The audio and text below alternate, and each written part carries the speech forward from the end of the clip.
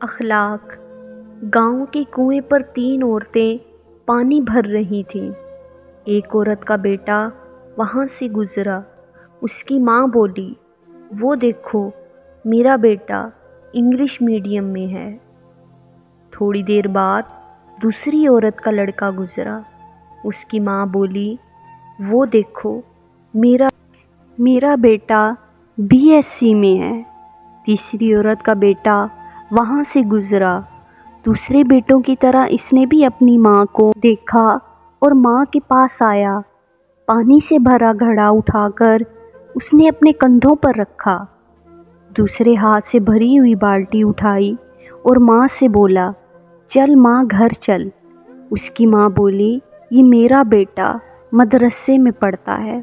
اس کی ماں چہرے کی خوشی دیکھ کر باقی دونوں عورتوں کی نظریں جھک گئیں۔ اس کہانی کا مطلب صرف یہ ہے کہ لاکھوں روپے خرچ کر کے بھی تمیز اور اخلاق نہیں سیکھے جا سکتے، اور یہ سب کچھ ماں کی تربیت آپ کو سکھاتی ہے۔